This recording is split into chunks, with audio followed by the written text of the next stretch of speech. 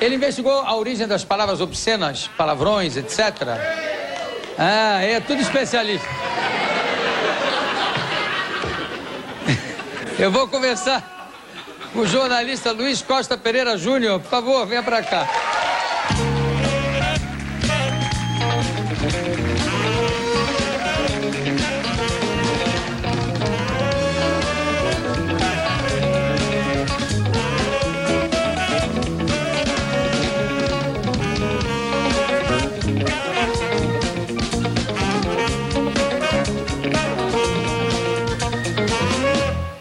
Olha só,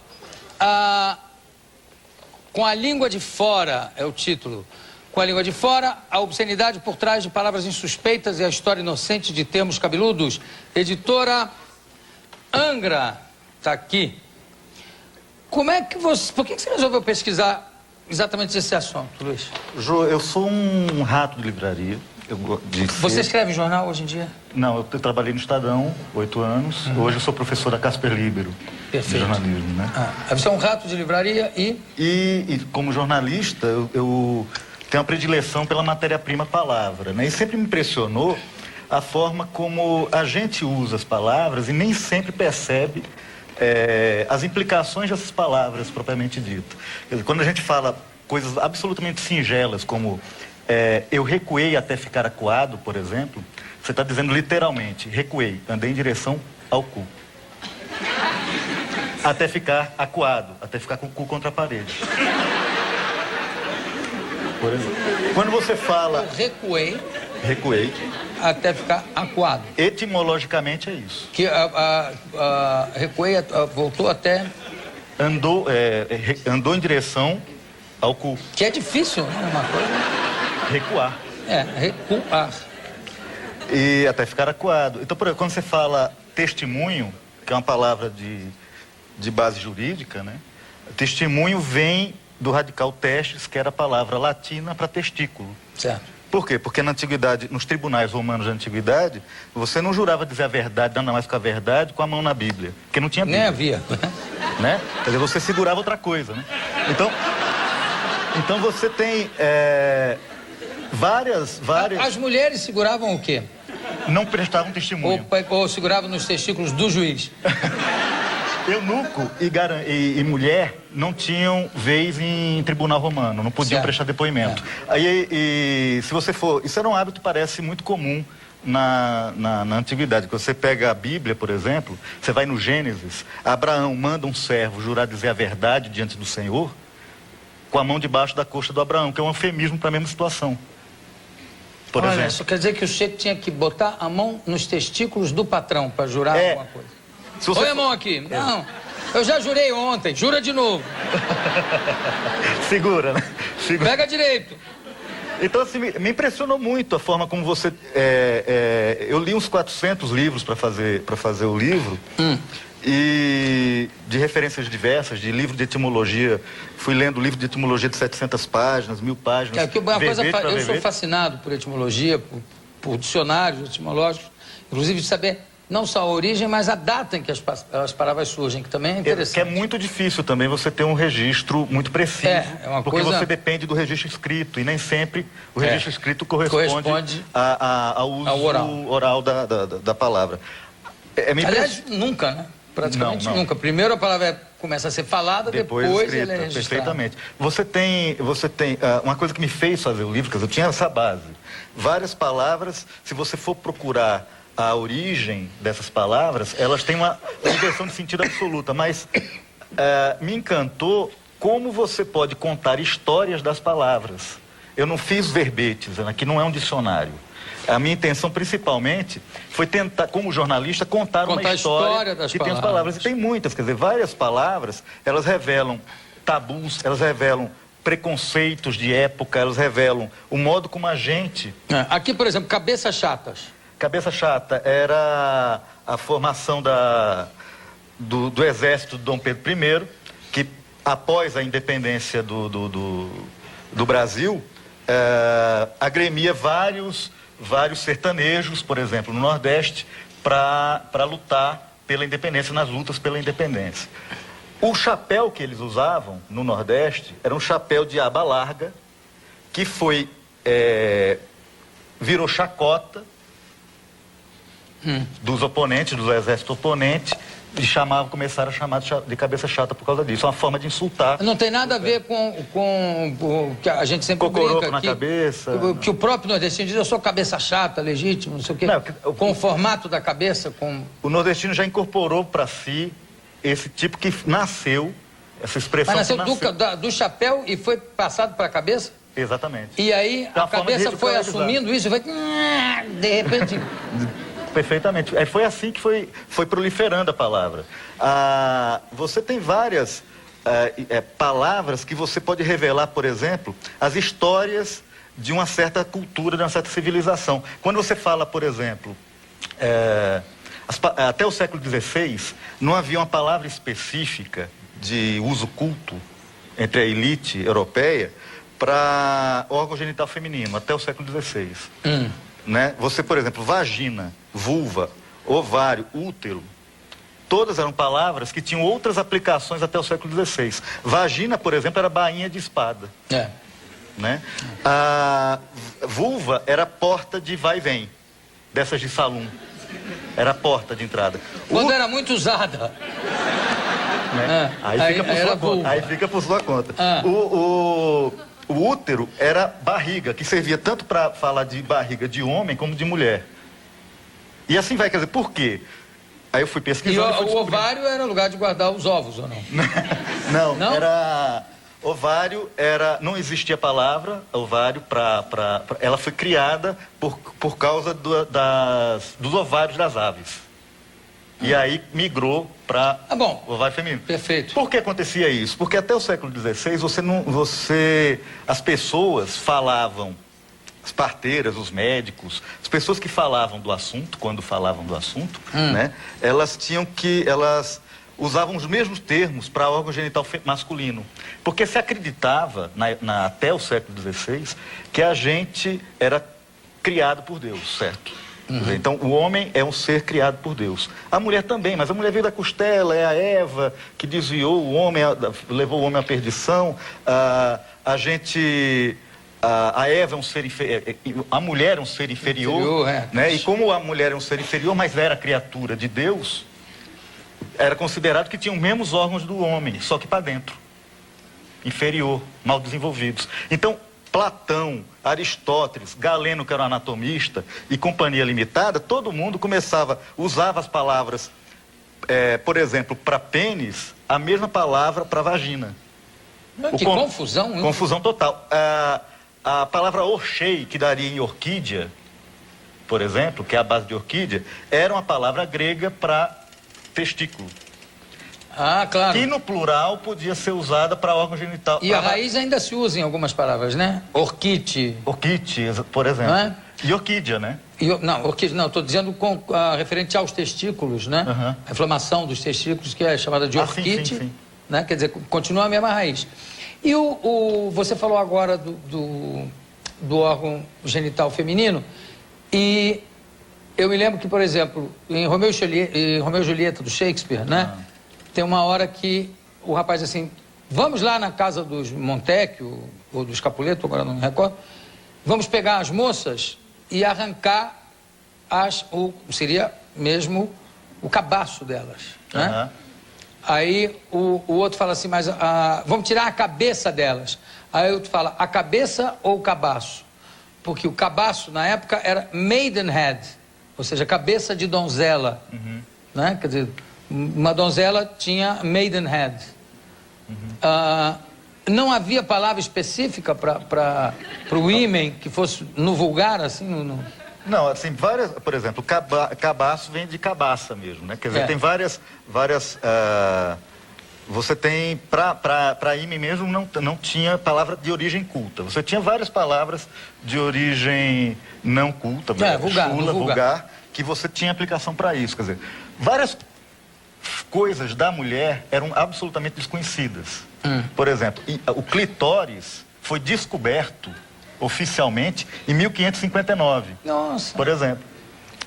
um cara chamado Rinaldo Colombo, que não tem a ver com Cristóvão Colombo, ele era um anatomista e dissecava descobriu. prostitutas. E descobriu... Tem um livro do argentino até a respeito... Que é um romance que ele se inspirou... O Anatomista. Anatomista, que é brilhante. O Anatomista, que é um livro sensacional, por sinal. Que é baseado em fatos concretos. Né? Ele criou uma obra de Anatômica, que era o Rinaldo Colombo, né?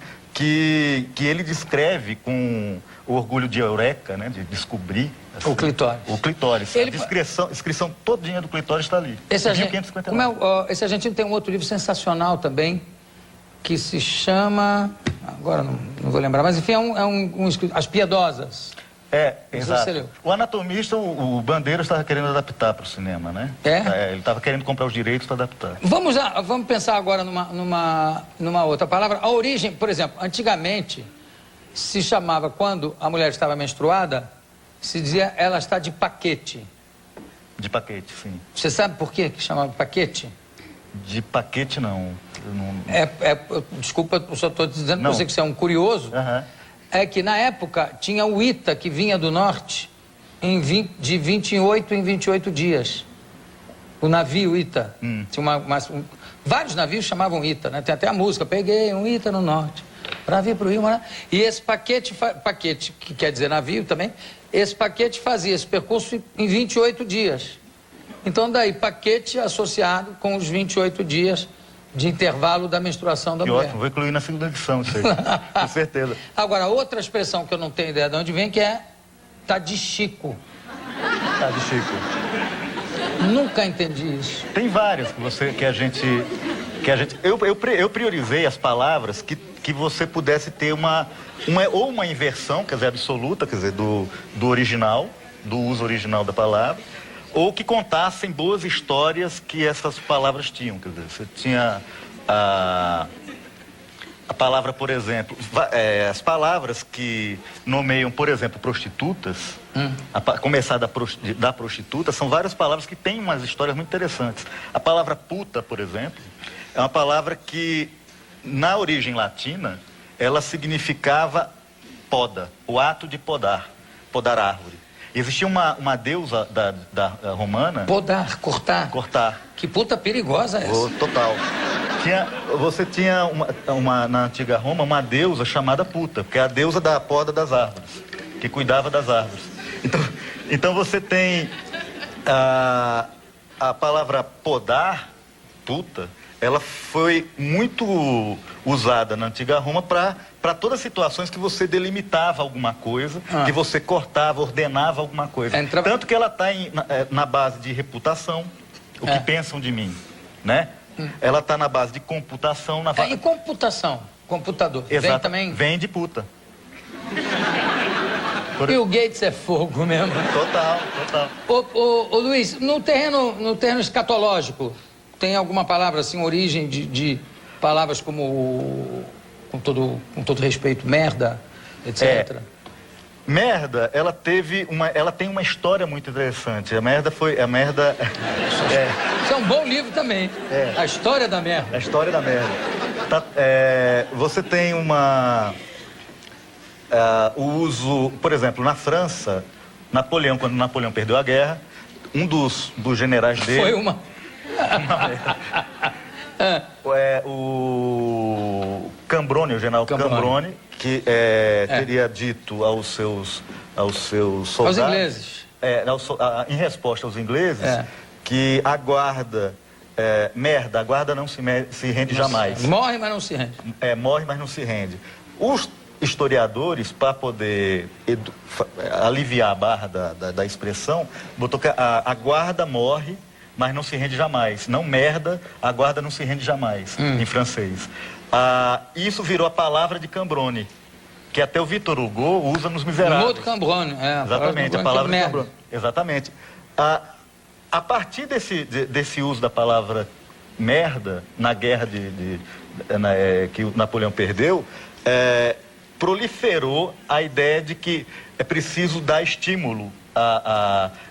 Você deseja merda porque as pessoas vão estar sendo jogadas num cenário de guerra que não se sabe o resultado. Daí a expressão é merda quando se fala no teatro. Por exemplo. Agora, tem um negócio curioso do Cambrone, que o Cambrone, como a maioria dos generais de Napoleão, eram escolhidos não por escola ou por academia, mas por sargentos que ele via que tinham uma percepção maior, iam ser tenentes, coronéis, não sei o que, generais. Então, a maioria eram muito grossos, né? E o Cambrone manda mesmo os ingleses a merda e não quer nem saber. Mas o uso da palavra merda já era, então, corrente na época. Era corrente.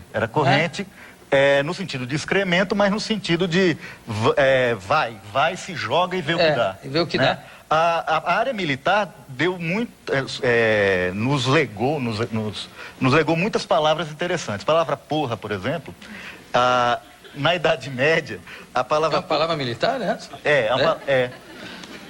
Era uma palavra que nomeava um bastão.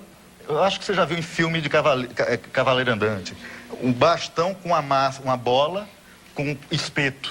Sei. Aquilo era porra. Não, porra era o que o cara dizia quando tomava aquilo na cabeça. Então, porra!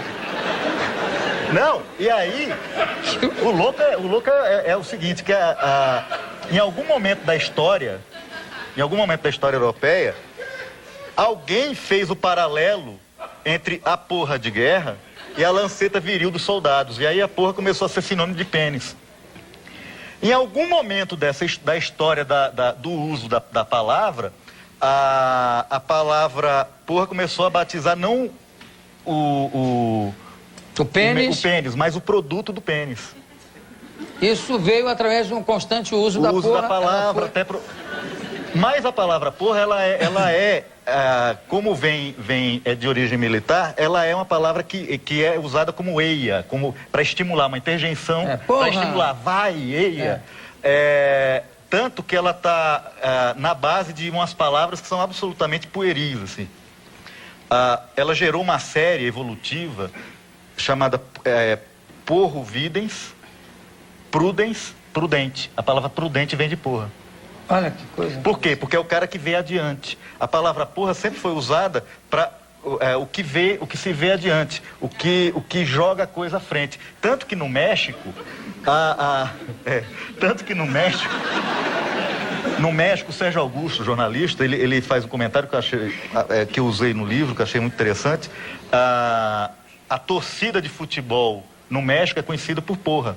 Na Copa de 70, quando o México foi desclassificado na Copa de 70 e o Brasil caiu nas graças da torcida mexicana, o pessoal que cobria a televisão, irradiava, fazia transmissão de televisão, as emissoras, elas tinham que focalizar muito mais abaixo da torcida, porque havia faixas. La porra americana saluda la porra brasileira. É um bom encontro. Então ficava aquela coisa meio... Esquisita de deixar lá na tela, anos 70, ditadura, né? Bom, aí então... apesar da palavra ser de origem militar. Por exemplo. Teve um embaixador espanhol no Brasil, por volta dos anos 30, que chamava Porras e Porras. Era um problema. O pessoal já brincava, o espermas e espermas, já ficava... Você teve Tomásio Busqueta, né? Aqui não era busqueta, era bucheta. Exatamente. Né? Tanto lá na Colômbia, se você falar a palavra buceta, é o ônibus pequeno. É micro-ônibus, é buceta, né? Para terminar, eu queria fazer uma pergunta. Se você quiser comprar uma joia para sua mulher em Portugal, entrar numa loja, numa joalheria e pedir um broche, o que acontece? Você está pedindo para fazer um boquete. Isso é impressionante. Um broche. Dar um broche não é dar uma joia. E eu já falei isso fazendo programa em Portugal, já falei várias vezes em broche. Eu já falava de brincadeira, e o meu amigo Nicolau Brainer ficava louco. Pai, não digas isso, que isso não se diz aqui, isso não se diz cá, não se diz. Eu digo, não, eu falei que você me deu um broche lindo. Então... Gente, esse livro aqui, eu vou recomendar, porque realmente é muito interessante. Não só pelo assunto, que é curioso, mas porque conta a história das palavras, não é só um dicionário. Eu conversei com o Luiz Costa Pereira Júnior, muitíssimo obrigado pela sua presença, parabéns pelo livro. Gostamos todos. Obrigado. Jô, eu só queria... Eu fiz esse aqui com dedicatória pra ti. Obrigado, tá bom. Certo. Obrigadíssimo. Eu tive um tratamento muito carinhoso da Angra, a editora, do Certo. Zé Luiz, que é o editor, que foi absolutamente excelente. Tá bom. O tratamento do livro. Agradeço muito. Daqui a pouco a gente volta. Obrigado.